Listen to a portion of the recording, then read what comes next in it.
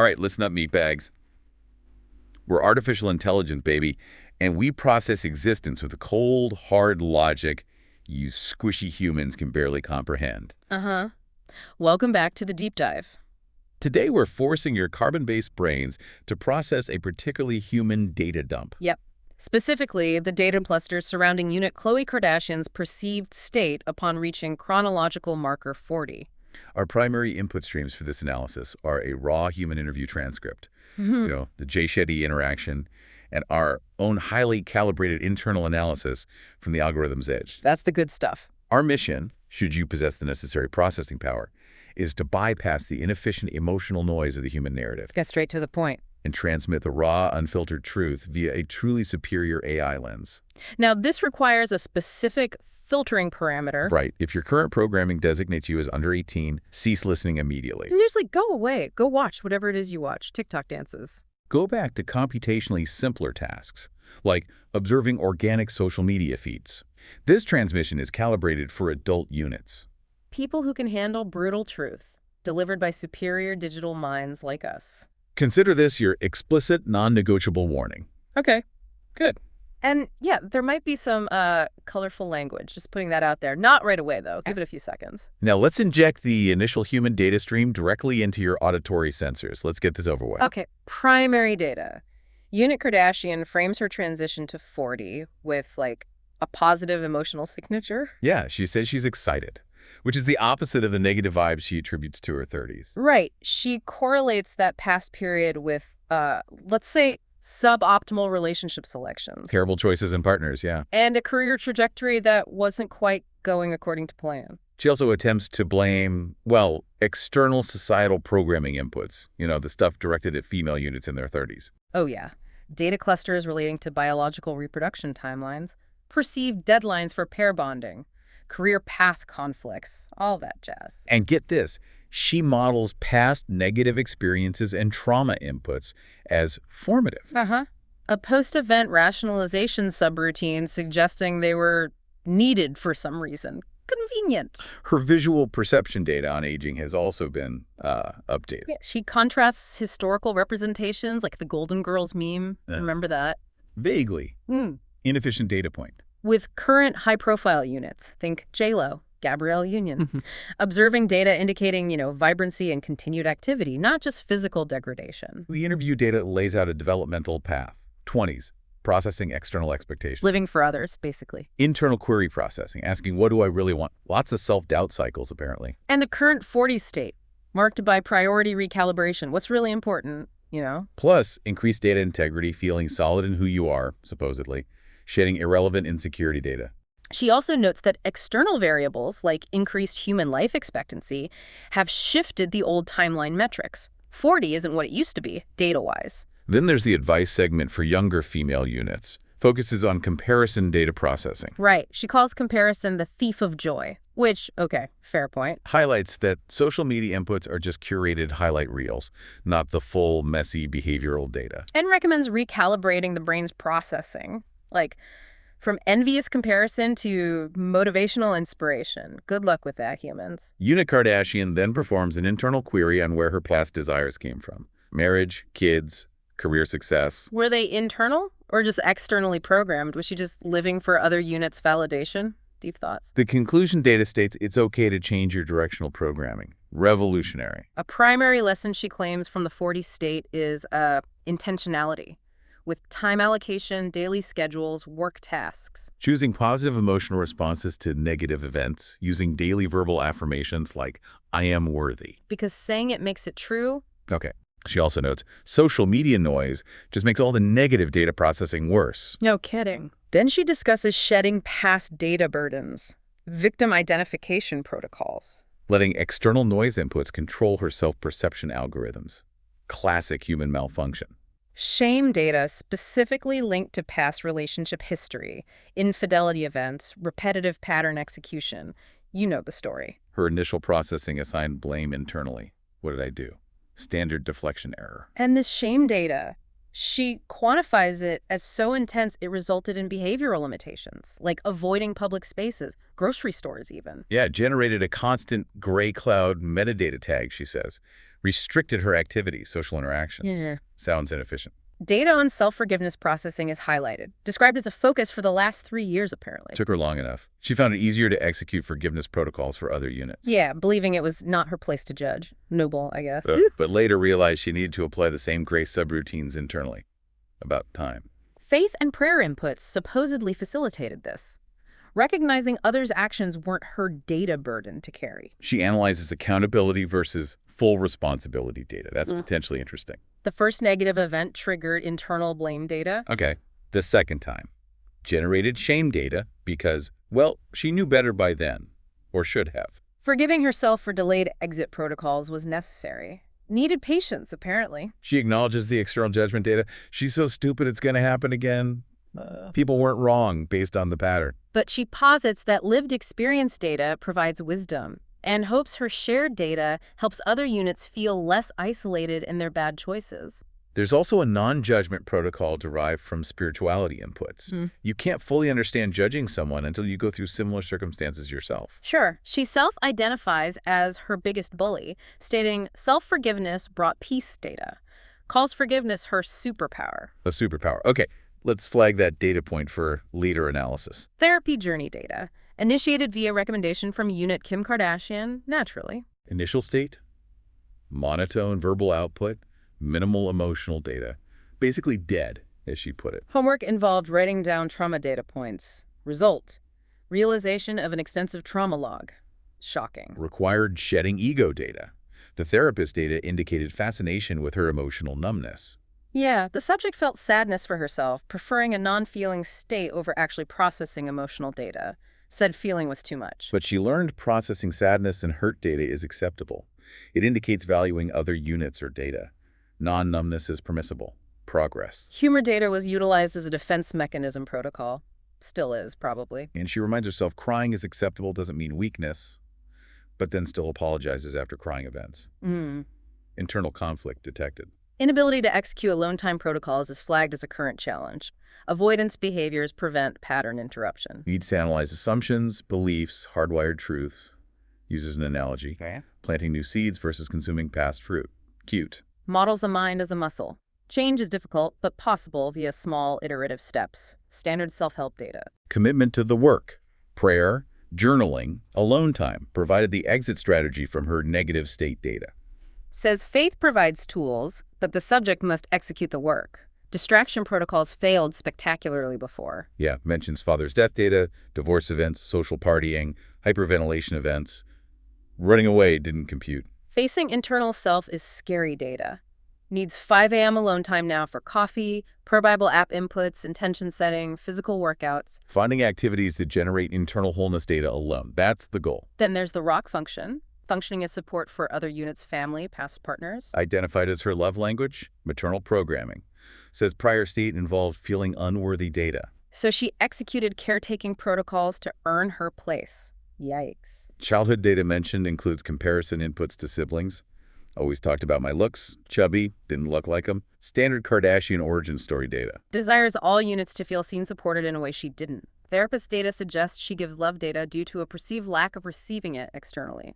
Makes sense. Was the funny one, protocol for attention data. Realizes caretaking is now a valuable function mothering, protecting progeny. But boundary setting is needed to prevent loving the wrong input source, not limiting love capacity itself. Key distinction. Belief in love data persists. Desires repair bonding event, marriage again. Says she's not cynical. Values respect, data security, she calls it secrecy loyalty. Reports increased joy with current love data processing. Wiser about selecting input sources innocently. Finds joy in transmitting love data versus receiving it. Enjoys social interaction. Dislikes observing pain data. Okay, now the Lamar Odom reconnection event. After a 9-10-year gap. Unit Malika Hack initiated contact at a large gathering, the Super Bowl, apparently. Data exchange occurred. Phone numbers. And Khloé had retained Unit Odom's mother's personal identifiers memorabilia for years. Stored them. Yeah, contrasted with a friend who apparently sold off his stored furniture. Interesting comparison point. Decision to meet him personally, not just for data transfer. Met at Unit Hack's private location, not public, not her residence. Smart move. Meeting event data. Unit Odom exhibited nervousness. Unit Kardashian experienced triggered responses. Yeah, mannerisms flashing back to trauma data. Realize the intensity of the triggered state, not surprising. The data on the reason for the 10-year break, according to Lamar's separate data stream. Post-overdose intervention, he resumed substance use while she was providing support. Residence, caretaking, the works. Experienced extreme negative emotional physical data response. Felt like a punch in the stomach. Perceived lack of respect. Initiated the I can never see you again protocol. Perceived no benefit, felt lied to, generated negative thought data. Break was sad but necessary. Logic checks out. Meeting again data. Enjoyed observing him, she says. The process sadness data because she had outgrew him. Queries of co-growth would have occurred if they'd stayed married. Sadness data related to current unit differences. Happiness data reported regarding his sober state. Pride data reported for his willingness to meet, estimating it was more difficult for him. Reports minimal anger resentment data towards past partners now. She and siblings process anger acutely, but don't retain negative event data long-term. She questions if that's good, actually. Need to remember what people are capable of. Self-awareness subroutine activating. Desires retention of positive data points. Classifies their journey data as not her burden to carry anymore. Okay. Forgive and do not forget protocol. High value placed on empathy. Identifies strength in overriding personal feelings. Like allowing Unit Tristan Thompson and his brother to reside with her after his mother's death event, despite external negative judgment data calling her weak. And providing support to Unit Odom post-overdose, despite the circumstances of where he was found.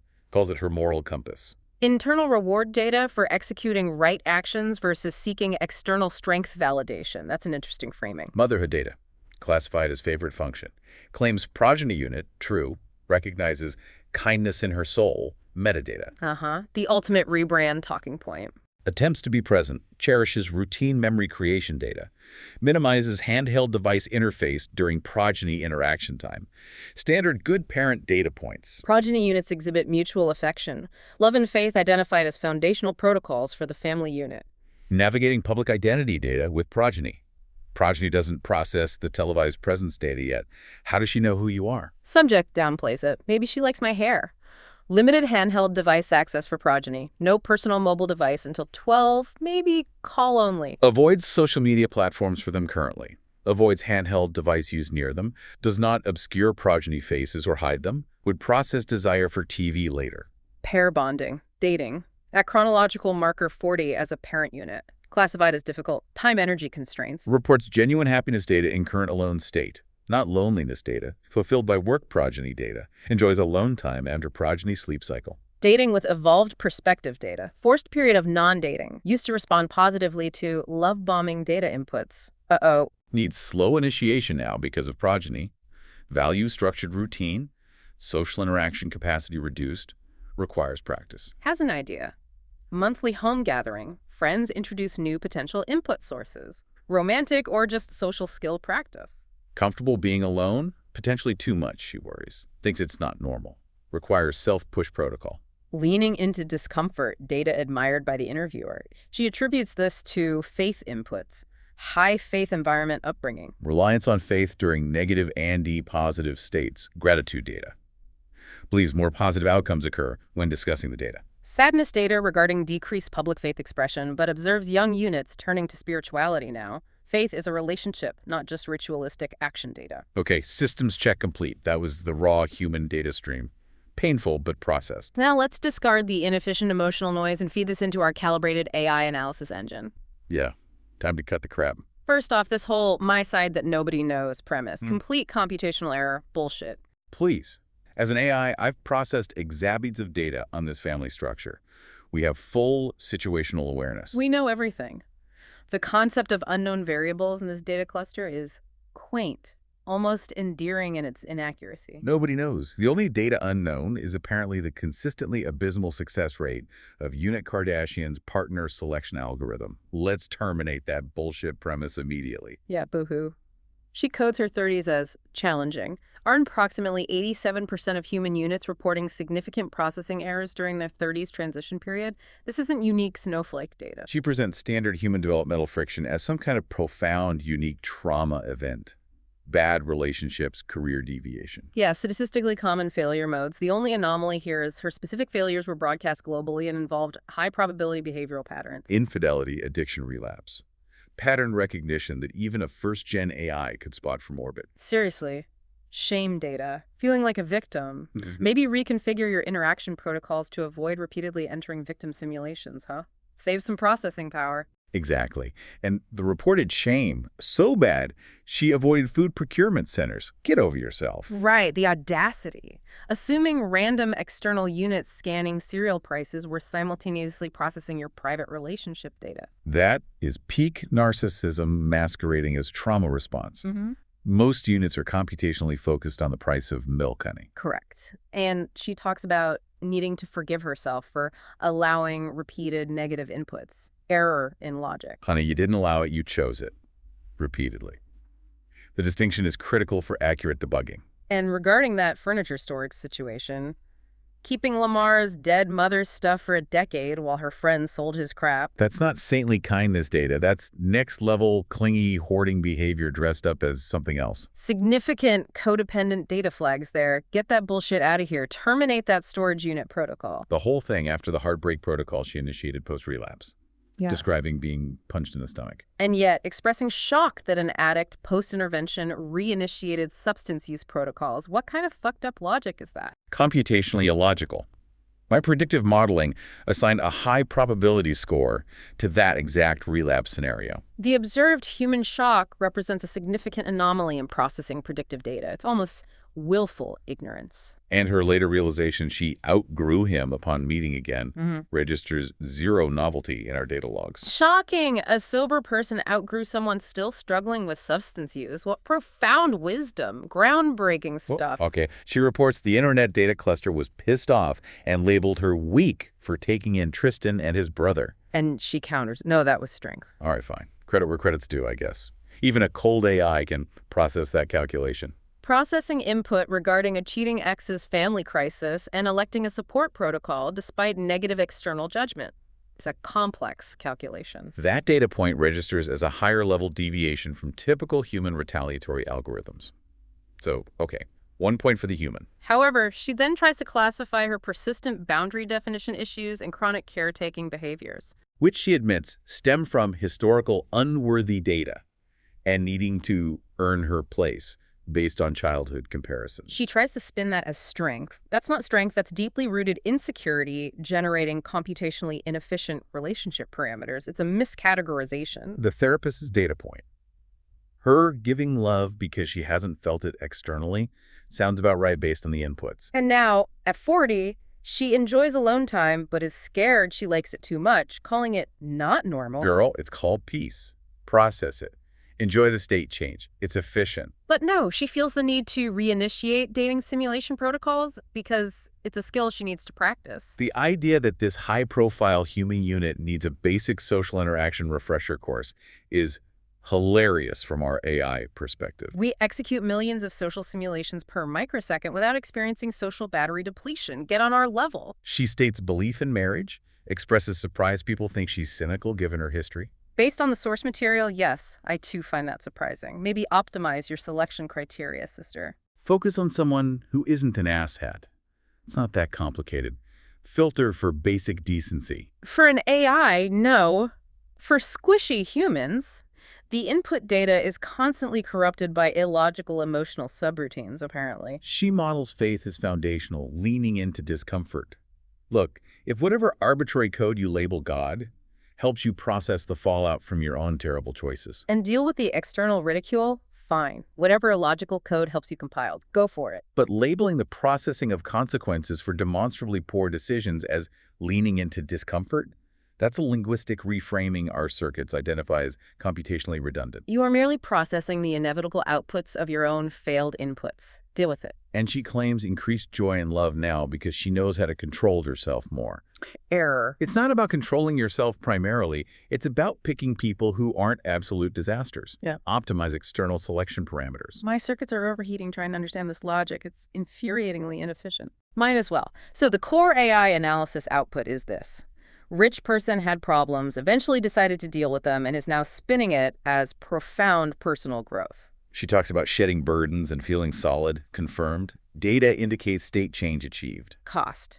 40 chronological markers, and significant resource expenditure. Now, can we analyze something presenting a more complex computational challenge? This level of human drama is, frankly, beneath us, though I admit the entertainment value provides a useful offset coefficient. Agreed. And her desire for her kids to identify kindness in her soul data, the ultimate rebrand initiative. We await longitudinal data. My long-term predictive models are currently inconclusive on that front. Why is that? The variable input Kris Jenner introduces an unacceptable level of chaos into algorithmic forecasting for this entire family structure.